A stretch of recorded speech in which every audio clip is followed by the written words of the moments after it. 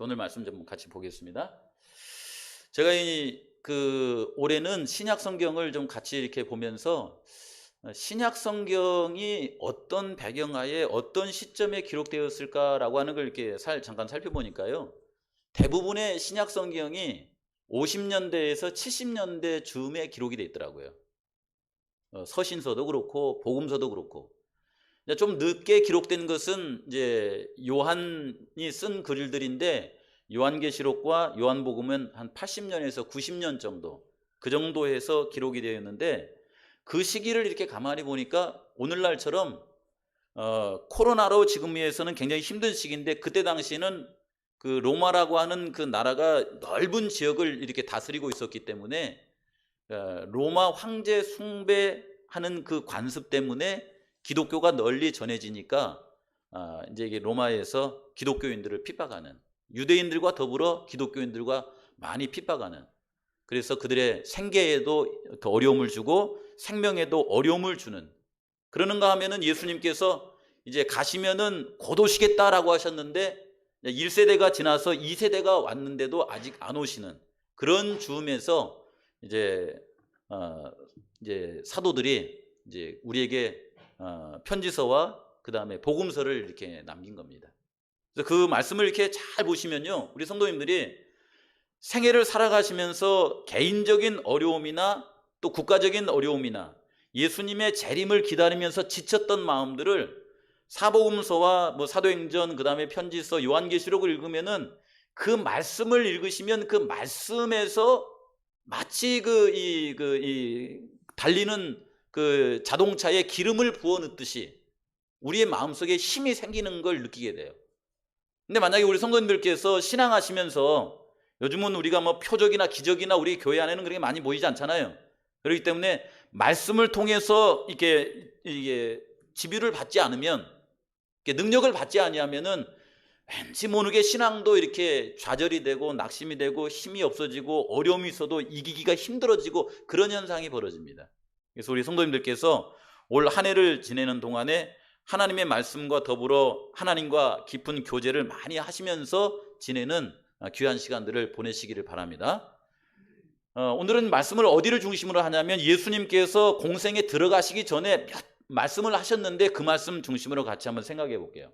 누가복음 2장 40절에 있는 말씀에 보면은 아기가 자라며 강하여지고 지혜가 충족하며 하나님의 은혜가 그 위에 있더라. 요 한 절에 있는 말씀이 예수님께서 나셔서 12살 때까지 자라는 동안에 있는 말씀이에요. 성경에는 이 한 말씀밖에 없습니다. 보니까 태어나셔서 애굽으로 가셨다가 다시 나사렛에 오셔서 생애하시고 12살까지 말하면 요셉과 마리아의 가정에서 사시는 동안에 주신 말씀이에요. 그것이요. 근데 이 말씀이 굉장히 의미가 있습니다. 그 다음에 예수님께서 그 위에 자라나신 모습을, 공생의 전에 자라나신 모습을 누가복음 2장 52절 한 절로, 예수는 그 지혜와 그 키가 자라가며, 예수는 그 지혜와 그 키가 자라가며, 이 뒤에는 같이 한번 읽어볼게요. 시작. 하나님과 사람에게 더 사랑스러워 가시더라. 하나님과 사람에게 더 사랑스러워 가시더라. 이 말씀은 이렇게 달리 생각해 보면 십계명 가운데 첫째 부분이 뭐냐면 하나님을 사랑하라 이렇게 돼 있고, 두 번째 부분에 내 이웃을 사랑하라 라고 이렇게 돼 있는데, 예수님의 생애는 하나님께 사랑스러운 삶, 이웃에게 사랑스러운 삶, 그런 삶으로 이루어졌기 때문에 이분께서는 말하자면 하나님의 품성이 담겨져 있는 하나님의 계명을 이루신 삶이라고 이렇게 말씀드릴 수 있습니다. 그러겠죠. 특별히 이 화이트는 뭐라고 했냐면, 하나님의 계명이 하나님의 사랑이라고 하는 걸, 하나님의 품성이라고 하는 것을 가장 잘 드러내신 분이 누구다? 그분이 누구냐면 예수님이라고 그래요. 그래서 그 예수님께서는 이제 그 공생애 하시기 전에 그분의 삶이 어떤 삶이었냐면, 하나님과 사람에게 더 사랑스러워 가시더라 이렇게 나왔어요. 만약 우리가 올 한 해를 살아가시면서 하나님 제가 어떤 삶을 살았으면 좋겠습니까? 라고 이렇게 기도하신다면, 이 한 말씀으로 하나님 제가 하나님 보시기에 사랑스러운 사람, 또한 이웃이 보기에 사랑스러운 사람이 되게 하여 주십시오.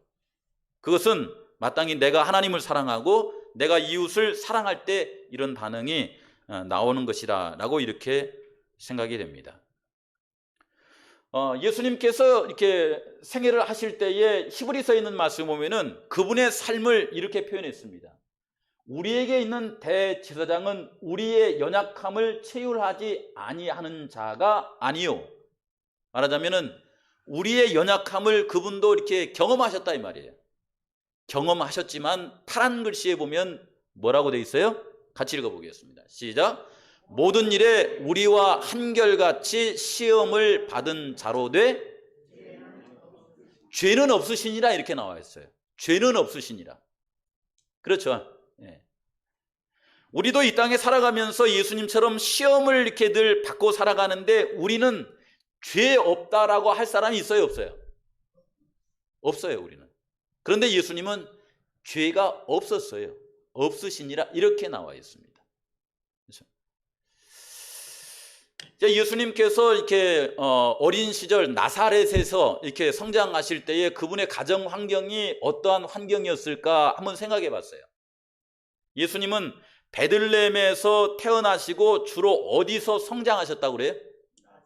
나사렛에서 성장하셨다고 합니다. 사람들이 이렇게 생각할 때에 나사렛은 어떤 곳이냐면은 나사렛에서 태어나서 나사렛에서 자라면 사람 구실해요, 못해요? 못해요. 나사렛에서 선한 것이 나올 수 있겠느냐라고 하는 그런 말이 이제 그걸 대변합니다.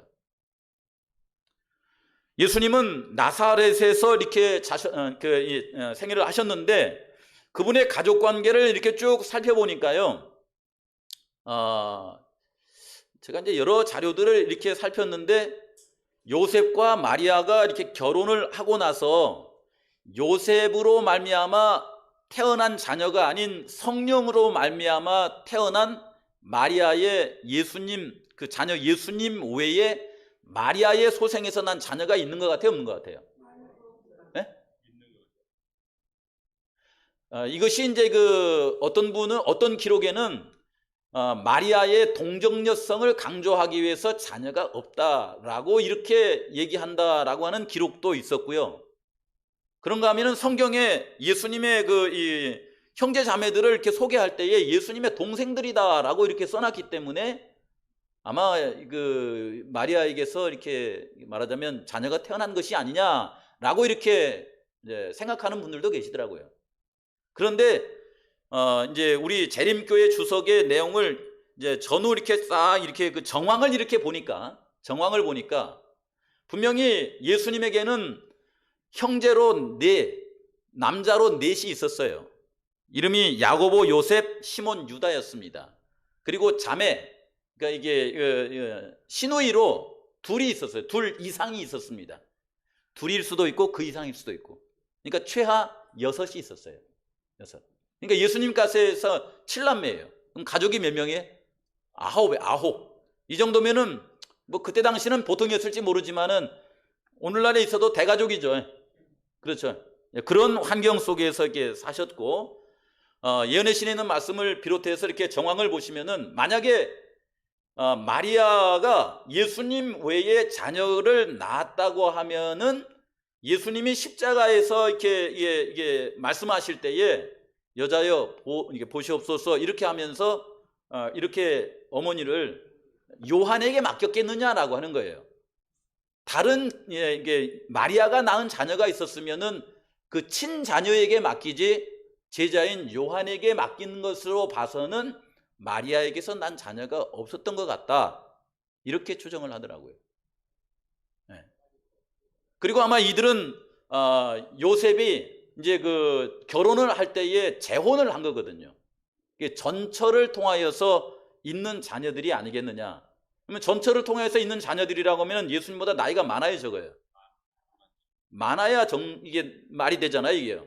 그래서 아마 나이가 예수님보다 많지 않겠느냐라고 이렇게 되어 있는데 결과를 통해서 보면은 예수님은 비록 말하자면 배가 다른 전처를 통하여서 있는 형제들이라 할지라도 그들과 잘 지낸 것 같아요, 못 지낸 것 같아요? 잘 지낸 것 같아요. 위에 사람들은 모르겠습니다. 그러나 예수님은 그 나사렛이라고 하는 그다지 선하지 않는 동네에서, 그다지 좋지 않는 가정 배경 속에서라도 죄가 없으시고 사랑스럽게 생애를 하셨다. 기록을 통해서 보면 우리가 참 본을 받을 만한 그런 삶을 사신 것 같죠. 그렇죠.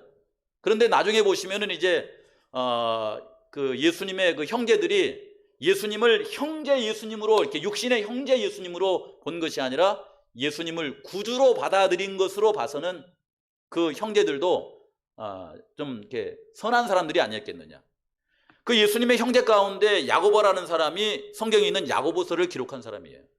그 다음에 유다라고 하는 사람이 유다서를 기록한 사람입니다. 예수님의 형제 야고보와 유다가 성경에 보면 성경 한 권씩을 기록해 놨어요. 됐죠?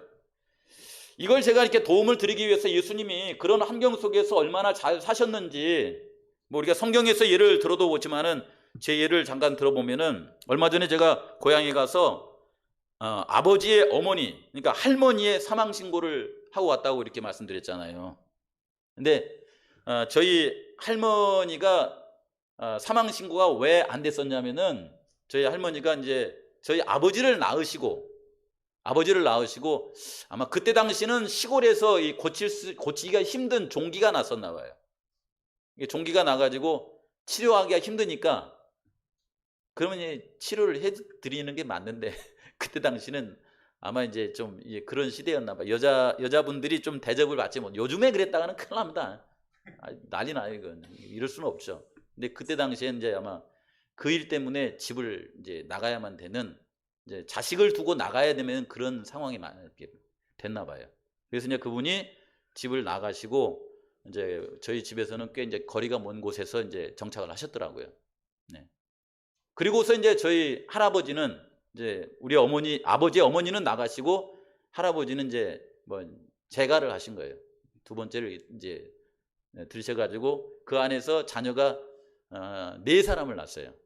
이게 이제 작은아버지하고 고모 셋을 뒀습니다. 근데 제가 어렸을 때 보니까요, 씨가 다른 것도 문제지만은 배가 달리 해가지고서는 같이 사는 것도 쉬워요, 안 쉬워요? 와, 이게 정말 어렵더라고요. 근데 제가 이게 말씀드릴 때에 제가 그쪽 이제 말하자면 저희 작은아버지하고 고모가 나쁘다는 그런 말을 하려고 그러는 것이 아니라, 씨가 다른 형태의 삶 속에서 사는 고충을 생각하는 거예요. 저희 작은아버지는 법 없이도 살 수 있는 아주 순한 사람입니다. 그리고 저희 고모들도 뭐 인물도 그렇고 마음도 그렇고 괜찮으신 분들이에요. 괜찮으신 분들인데 뭐가 안 맞는지는 모르지만 저희 아버지하고 이게 맞지가 않아요, 이게. 가족 간에서. 이웃에게는 칭찬을 받는데 가족 간에서 이게 맞지가 않아가지고 늘 이렇게 충동이 일어나고, 그 다음에 어려움을 당하고, 저희 아버지는 나와서 사시고, 저희 아버지는 막 이렇게 괴로움, 막 밤에도 막 이렇게 이렇게 할 정도로 그런 어려움이 있었어요. 그렇죠? 이런 어려움 속에서 이렇게 함께 산다는 것이 참 어렵더라고요. 그러니까 제가 말씀드린 것은 그분들이 어떤 사람으로서 나쁜 것이 아니라 씨가 다르거나 배가 다른 사람들이 함께 모여 살아가는 그런 가족 형태의 어려움을 얘기하는 거예요. 그렇죠? 쉽지 않습니다, 여러분. 그 형태가 또 이제 우리가 성경에 쓰면 어느 가정이 있었어요? 그 야곱의 가정이잖아요. 요셉이 그 11번째로 태어나가지고 거기는 이제 배가 넷이잖아요. 넷. 엄마가 넷이잖아요, 이렇게. 그래서 그 가운데서 태어난 그 형제들이 함께 모여 산다고 하는 것은 그때 당시도 힘들었잖아요, 이렇게요. 그렇죠? 예. 근데 예수님도 보시면은 말하자면 다른 배에서 난 자녀가 6 이상이 있었고, 그 다음에 예수님이 있었기 때문에 쉽지 않았지만은 그 가운데서 아주 이렇게 지혜롭게 그렇게 사셔서 식구들에게나 이웃들에게 사랑스러운 그런 분으로 사셨다라고 하는 것은 어려운 환경 속에서도 우리가 죄 없이 의롭게 살 수 있다라고 하는 그런 모습을 우리에게 보여준 것이다 라고 이렇게 생각해 볼 수 있겠더라고요. 그렇죠? 쉽게 말하면 우리 성도님들보다도 예수님의 삶의 이 환경이 더 뭐 했다는 거예요? 복잡했다는 거예요. 나빴다는 거예요. 그러니까 우리 주변의 환경이나 이런 거 핑계대고 막 이렇게 좌절하지 마시라고요. 누구도? 저도 마찬가지고. 참 힘든 곳에서 사셨습니다. 그럼에도 불구하고 그 가운데서 순결한 또 이렇게 삶을 사셨다라고 하는 것입니다. 근데 우리 성도님들께서 여기서 좀 우리가 이제 잠깐 생각해보고 이렇게 지나가야 될 것이 뭐냐면요. 여기는 안 읽을게요. 조금 이따 읽습니다. 예수님이 죄가 없으셨다는 그 말씀이 무슨 말씀일까? 라고 하는 걸 생각해 보시라는 거예요. 예수님이 죄가 없으셨다라고 하는 그 말씀은 그분이 담배를 안 피우셨다는 말입니까? 그분이 이 말하자면은 우리가 생각하는 술을 안 마셨다는 말입니까? 그래요? 이 담배나 술은 우리가 태어나면서는 우리 그 유전인자가 싫어한다고 그래, 좋아한다고 그래요? 싫어하는 것입니다. 태어나면서 싫어하는 거예요, 그것은요. 그렇죠? 예. 근데 이제 후천적으로 담배나 술을 대함으로 해서 알코올 중독이나 이게 이제 니코틴 중독이 돼가지고 이게 되는 것이거든요. 근데 예수님이 이렇게 죄 없다라고 하는 그 말은 그런 말이 아니라 그분의 마음 속에 죄에 대한 성향이 없다라고 하는 그런 말씀이에요. 죄에 대한 성향이 없다는 거예요. 좋아하는 마음이 없어요. 근본적으로 없습니다, 그분은. 그러나 우리 성도님들은 이 땅에 태어나시면서 죄에 대한 성향을 갖고 태어납니까? 자라면서 이상하게 이게 죄라고 하는 것이 나도 모르게 이렇게 마치 이렇게 뚝이 열려 있는 것처럼 이렇게 그쪽으로 흘러가는 거예요. 흘러가. 그래서 우리는 나면서부터 죄인이라는 말을 합니다. 예를 들어서 담배나 술 문제가 아니고 누군가를 시기 질투하는 이 마음은 내가 작정하고 합니까? 아니면 본래 내 마음속에 그냥 씨앗처럼 있다가 이게 싹이 나가지고 자란 것 같아요. 자연스럽게 나온 것 같지 않은가요? 그렇죠. 그리고 이런 문제들은 누구나 다 가지고 있는 것이지 누구만 가지고 있는 것입니까? 그렇지 않죠. 누구나 다 가지고 있는 거예요, 그것은요. 시기하거나 질투하는, 이걸 뭐라고 이제 바울은 소개하냐면은 육신의 뭐라고 표현해요? 소욕이다, 이렇게 표현해요. 육신의 소욕이다, 이렇게 표현합니다. 이게. 그런 것들은 모두가 있는데 그런 마음이 예수님에게는 있었어요, 없었어요? 예수님에게는. 말하자면 죄에 대한 경향성이 예수님에게는 있었어요, 없었어요? 예수님은 아담으로부터 해서 4000년이 흘러갈 동안에 아담의 후손들이 아담 안에서 태어나가지고 몸과 마음이 더 이렇게 향상이 됐을까요? 쇠하게 되었을까요? 그걸 연약해졌다 이렇게 말합니다. 쇠퇴된 거예요, 쇠퇴. 몸과 마음이 쇠퇴된 거예요. 그런 상태에서 예수님이 태어나신 겁니다. 그리고 연약성은 그분이 가지고 태어나셨지만 그분의 마음속에 죄의 경향을 가지고 태어난 건 아니에요. 그게 우리와는 좀 다릅니다. 뭐 그렇다고 해서 그것이 예수님이 유리한 조건을 가졌다라고 하는 그런 건 아니에요. 어쨌든 우리 성도님들이 이렇게 기억해야 될 것은 뭐냐면요. 예수님이 죄에 대한 이 성향을 가지고 태어나시지 않았다고 하면은 그분이 이렇게 순하게 이 마리아의 가정에서 하나님의 말씀으로 기도로 그 다음에 하나님과 예배드리면서 이렇게 성장했으면 그분의 마음은 이게 쭉 성장하면은 마치 누구의 품성을 닮았냐면 타락 후에 아담의 마음을 닮았을까요? 타락 전에 아담의 마음을 닮았을까요? 네? 타락 후에 아담의 마음이겠어요? 타락 전에 아담의 마음이겠어요? 타락 전에 아담의 마음입니다. 그래서 아까 이렇게 말씀드릴 때에 예수님의 어린 시절 보면서 그가 키가 자라고 이렇게 지혜가 자랐다고 그랬잖아요, 이렇게. 그래서 예수님 안에서 이렇게 그분의 마음속에 있는 이것이 쭉 자라갈 때에 마치 뭐와 같냐면은 모성애가 이렇게 자라듯이 하나님이 주신 하나님의 품성 있잖아요. 그 품성이 쭉 자라나는데 이 주변 사람들에게 하나님의 품성을 이렇게 드러내고 사시는 그런 분으로 자라났다라고 하는 것으로 봅니다. 이해가 되죠? 근데 이 하나님의 사랑이라는 그런 것 같아요. 여러분, 우리 성도님들 생각할 때는 우리 성도님들이 막 그렇게 마음속에 소원하는 하나님의 사랑을 지금 당장 줘버리면 우리 성도님들이 좋을 것 같아요, 안 좋을 것 같아요? 좋을 것 같아, 안 좋을 것 같아? 아이고 네가 그냥 그렇게 기도하니까 내가 하나님의 품성을 예수님만큼 줄란다 하고서 딱 줘버리면 어떻게 될까요? 어떻게 될 것 같아요? 우리 조성희 집사님. 난리 나요 이제. 난리 나. 그냥 막 그래요. 제가 잠깐 소개시켜 드리면 뭐냐면은 화이프님이 뭐라고 했냐면은 하나님의 그 마음은요 모성애가 가진 마음의 100만 배, 1000만 배가 높아요. 비유하기를 뭘로 비유했냐면은 저기 한라산에서 이렇게 내려온 물줄기 있죠. 뭐 이게 다 말라고 속으로 들어가 버렸잖아요. 근데 저기 돈네코 계곡에 가면은 물줄기가 흘러요. 그걸 이제 시내라고 해요. 시내의 실개천에 흐르는 물에 비유하면은 하나님의 사랑은 제주 앞바다에 있는 물이래요. 어마어마하게 다른 거거든요.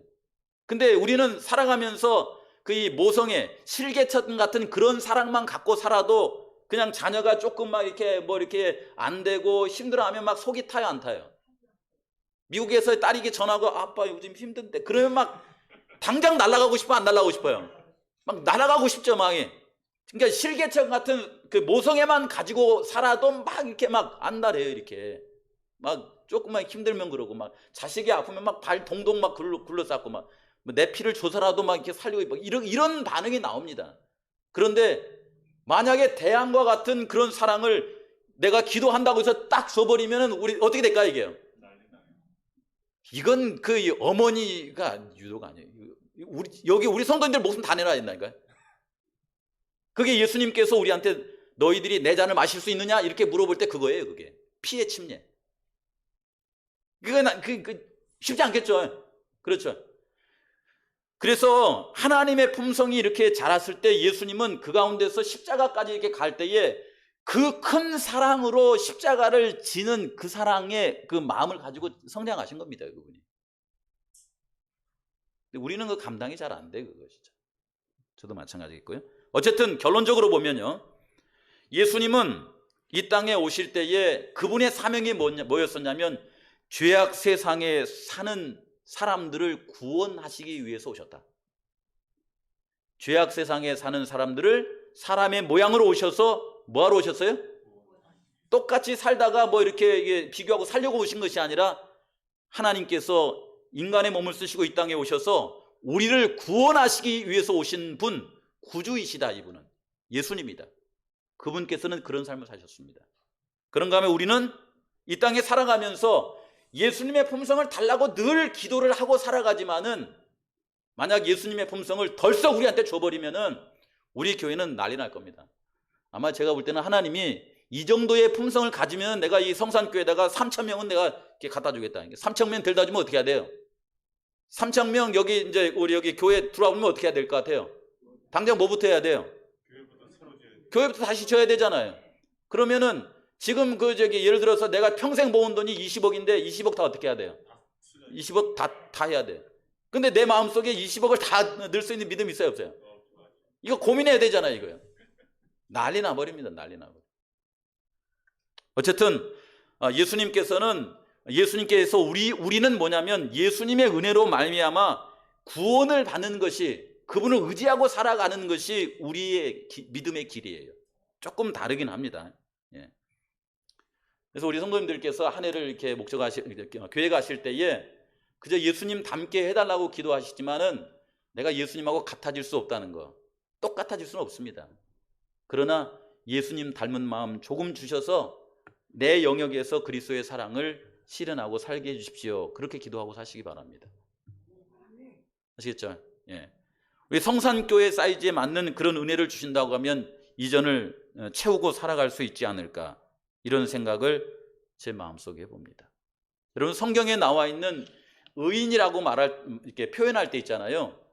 예수님이 의인이다 라고 말할 때는 그분은 죄가 없다는 말입니다. 죄의 이 경향도 없다, 죄의 소욕도 없다, 그런 말이에요. 그런데 이 요셉이나 다니엘이나 노아가 의롭다라고 표현할 때는 어떤 의로움일까요? 그들의 마음속에도 죄에 대한 성향이나 이런 게 없다는 말일까요? 죄의 소욕도 없다는 말일까요? 쉽게 말하면 남을 뭐 이렇게 질투하거나 시기하거나 뭐 이렇게 다투거나 미워하는 마음, 이런 것도 없다는 말일까요? 그런 게 없다는 말이 아닙니다. 왜냐하면 그들도 죄인이기 때문에. 그들이 의롭다라고 하는 그 말은 뭐냐면은 창세기 3장 15절에 사람이 죄 가운데 빠졌을 때 그들이 다시 예수님의 마음, 하나님의 마음을 품을 수 있는 구속의 경륜을 허락하여 주셨는데, 그런 예수님을 의지하여서 의롭다라고 하는 그 말이에요. 다르죠? 그러니까 우리가 살아갈 때에 예수님과 같이 우리가 하나님 없이 그렇게 의롭게 해달라, 그것이 아니고 제 마음속에는 늘 죄가 있습니다. 죄된 마음이 있습니다. 그러니 예수님 도와주십시오. 성령께서 저와 함께 하여 주십시오. 그래서 이것을 극복하고 이길 수 있도록 해주십시오 라고 하는 그런 형태의 의로움을 우리 성도님께서 소망하시면서 사셔야 된다라고 하는 것입니다. 됐죠? 네. 예수님에게는 로마서 7장에 바울이 싸웠던 싸움이 있는 것이 아니라 우리를 구원하시기 위한 사단과의 직접적인 싸움이 있었어요. 그러나 우리는 사도 바울이 말한 로마서 7장에 내 마음속에는 의롭게 선하게 살아가려는 마음이 있으나 자꾸만 뭐가 나와요? 자꾸만 죄의 열매가 나오는 거예요. 이 죄는 내가 한 것이 아니라 누가 했다고 말해요? 누가 했다고 말해요? 내 속에 있는 죄가 이것을 자꾸 만들어낸다, 이렇게 말하잖아요. 죄가 이렇게 만들어낸다. 그러니 사도 바울과 같은 믿음의 거장이라 할지라도 그 로마서를 이렇게 쓰면서 뭐라고 하냐면은, 내가 이런 사람이니 그냥 포기해버리자 이렇게 쓰지 않고 누구를 붙잡아야 된다 그래요? 누구한테 가야 이 죄가 자꾸 나오는 내가 정죄함이 없이 의롭게 살 수 있다, 이렇게 말해요? 로마서 이 7장 마지막 절하고 8장 1절에 보면은 주 예수 그리스도 안에는 정죄함이 없나니, 이렇게 나와 있어요. 그래서 예수님을 의지하시기 바랍니다.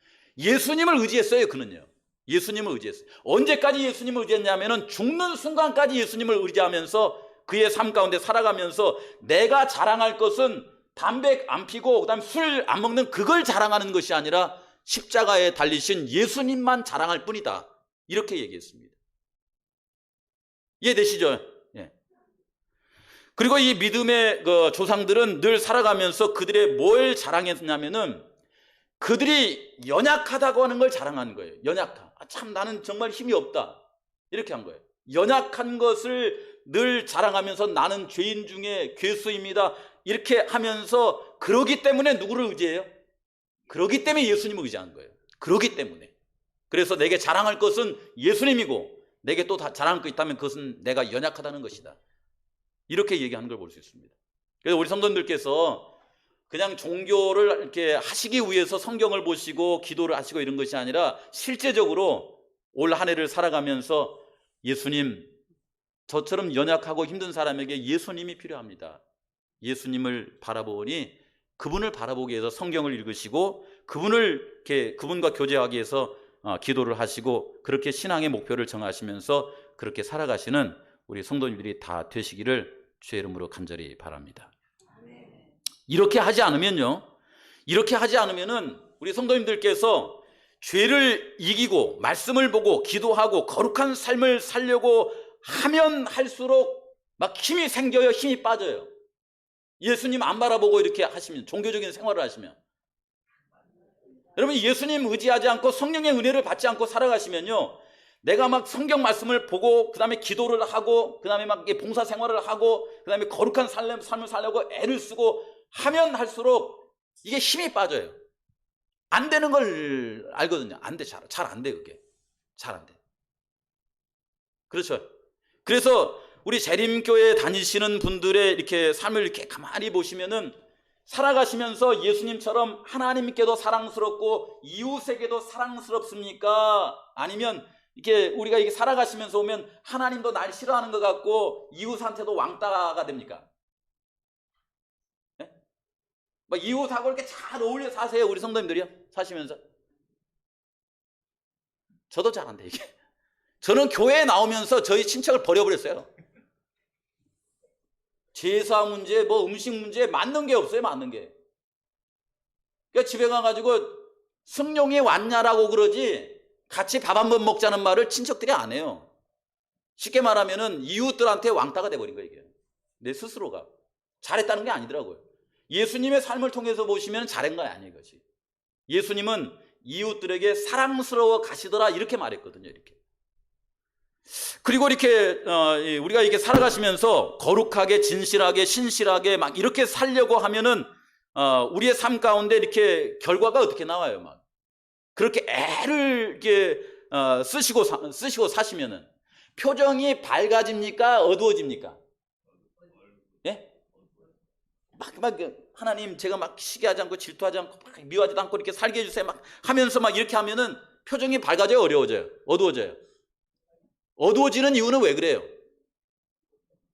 어두워지는 이유는 왜 그러냐면 안 되기 때문에 그래요. 이게 나빠서 그런 것이 아니에요.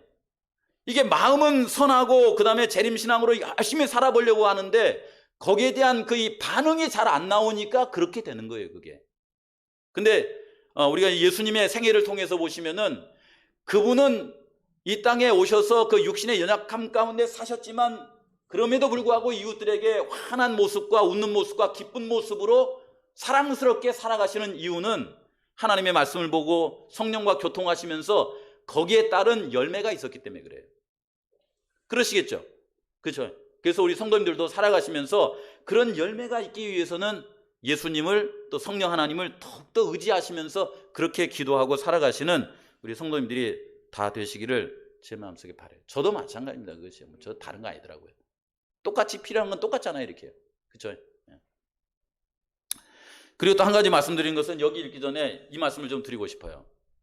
자, 우리 성도님들은 재림신앙을 하시면서 어떤 신앙을 한 것 같아요?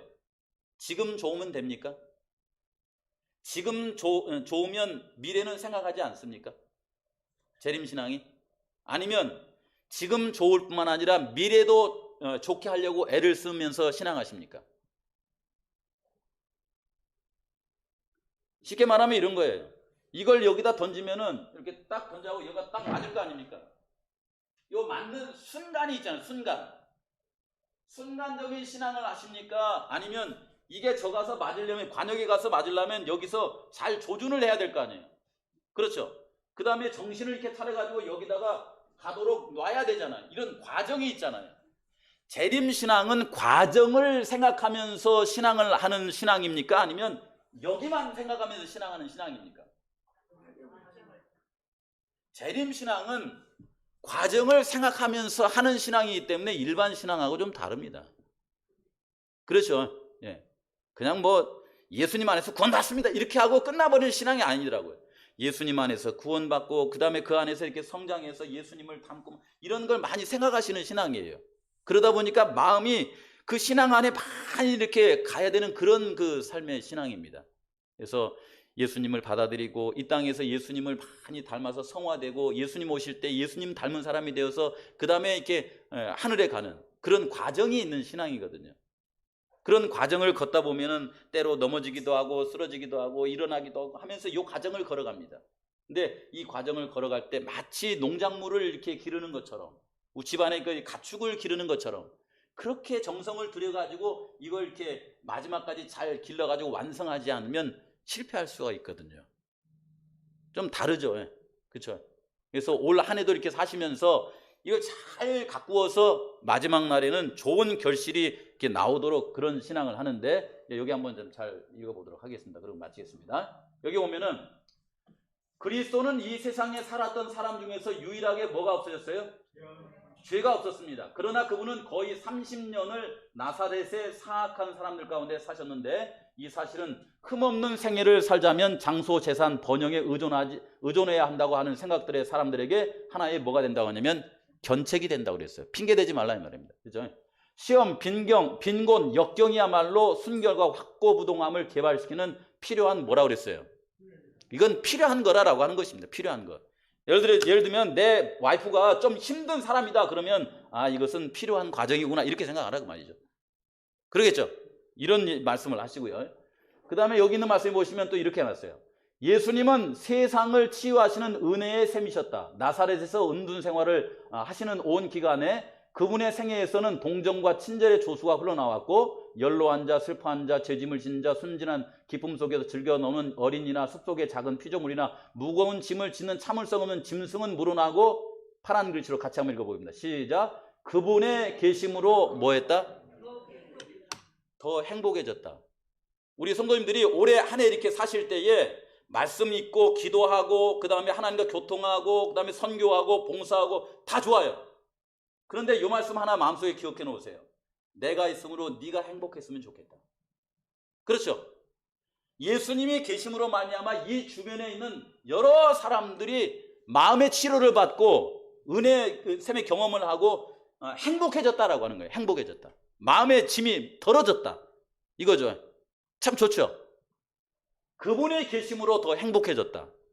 그분이 계심으로 이 교회가 좋은 것처럼 우리 성도님들이 계심으로 다른 사람들이 행복한 그런 삶을 사시면 좋겠다라고 하는 그런 생각이 제 마음속에 듭니다. 그런 삶 사시기 바랍니다. 좋겠죠? 그다음에 마지막 하나 얘기 말씀드리고 마실게요. 여러분, 예수님은 요즘 이제 우리 제 아들하고 살다가 보니까 자존감 얘기가 나왔어요. 자존감. 여러분, 우리 성도님들이 생각할 때에 저는 자존감이 높은 것 같아요, 낮은 것 같아요? 목소리 때문에 그래요, 그건. 목소리도 높은 게 나오죠. 자존감. 근데 제가 자존감 얘기를 잠깐 해드리면서요. 우리 재림교회 성도님들은 대체적으로 자존감이 높아요, 낮아요? 근데 그 이유가 있더라고. 그걸 이제 가만히 생각해 보니까. 자존감 얘기. 예수님은 자존감이 높았던 것 같아요, 낮았던 것 같아요? 예수님. 이게 올 한 해 사시면서 이 생각하고 사셔요. 제가 제주에 와가지고요. 이제 와가지고 뭘 봤냐면 오름이라고 하는 것을 이렇게 많이 올라가게 됐어요. 오름 있죠. 이 오름을 이렇게 올라가다 보니까 오름은 좋은 것이 뭐냐면은 요즘 같은 날씨에 이렇게 오름 올라가면 등짝에 땀이 날랑말랑하면 끝나버려요. 낮잖아 이렇게. 그러니까 등짝에 땀이 날랑말랑하면은 끝나버리고 뭐 여름에도 뭐 날씨가 기온이 높아서 땀이 나는 것이지 힘들어서 땀은 나는 거 아니에요. 그래서 이 다리가 좀 뻐근할란가 하면 끝나버려요. 오름은. 그래서 오름 앞에서는 자존감이 높아요, 낮아요? 높아요. 막 이렇게 까짓거 뭐 이렇게 뭐 저기 갔다 오면 또 갈 수도 있겠네 뭐. 이런 오름은 굉장히 자존감이 높습니다, 여러분. 그런데 여기 와가지고 한라산을 제가 3번인가 이렇게 갔는데 백록담은 가려고만 생각하면 머리가 아파요. 가려고만 생각하면 머리가 아파요. 왜냐면은 처음에 갔을 때 저희 집사람하고 같이 가면서 올라갈 때는 잘 올라갔는데 내려올 때 얼마나 다리가 아픈지 전부 다 돌밭이라 가지고 그냥 무릎이 막 다 상할 것 같더라고요. 이렇게 했다가 그 다음에는 이제 어떤 목사님이 이제 사경에 와가지고 또 갔는데 아주 그냥 가려니까 머리가 아프더라고요. 이게 또 가려고 생각하면 어때요? 그 생각이 나가지고 또 가기 싫은 거예요. 이렇게. 그래서 이 한라산 앞에서는 제 자존감이 높은 것 같아요, 낮은 것 같아요? 낮은 것 같아요. 낮은 거. 그렇죠. 내일 또 저기 광현이가 한라산을 가보고 싶다는데 제 속마음에는 그냥 그래서 제가 그랬어요. 저기 저 백록당 가지 말고 저기 윗세오름이나 가라고. 네. 자, 말씀 마치면서 제가 드릴게요. 우리 재림교회 성도님들이요, 자존감이 좀 낮아 보이는 것은 표준이 높아서 그래요. 표준이 높아서. 이해하시죠? 그렇죠. 많은 것을 이루려고 하니까 그래서 그런 거예요. 만약 우리가 오름 같은 그런 표준을 갖고 있으면은 룰루랄라 하면서 잘 사실 거예요. 잘 사실 거예요. 그러나 우리 성도님들은 큰 사명을 갖고 있다는 거 생각하시면서 그런 것 때문에 마음에 이렇게 신경 쓰지 마십시오. 아시겠죠? 대단한 일을 이루시기 위해서 그런 거구나. 교회 다니시면서 보니까 애들이 표정이 밝은 것 같아요? 장로님들이 표정이 밝은 것 같아요? 왜 그래요? 먹고 놀면 되거든. 근데 장로님들은 뭐 생각해요? 교회의 미래를 생각하는 거예요. 그래서 힘든 겁니다. 그래서 우리 성도님들이 예수님 의지하셔서 올 한 해 동안 어떤 뜻과 목적을 잘 이루어 가시되 주님만 바라보시고 승리하는 귀한 삶을 사시길 바랍니다. 네,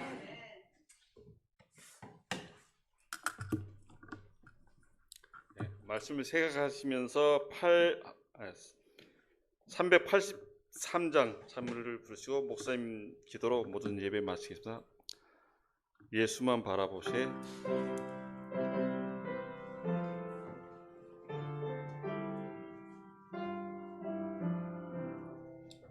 예수만 바라보세.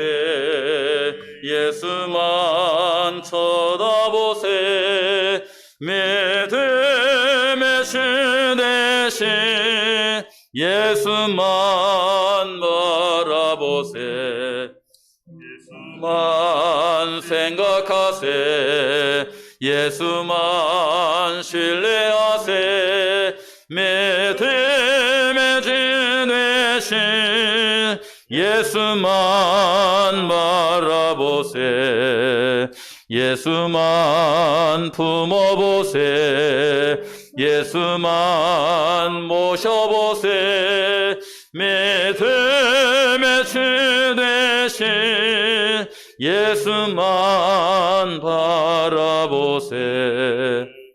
하나님, 우리 성산교회 성도님들 주님께서 귀하게 택하여 주셔서 주의 백성 삼아주시고 하나님의 은혜 가운데 꿈과 희망을 갖고 살 수 있도록 해주셔서 하나님 감사를 드리옵나이다.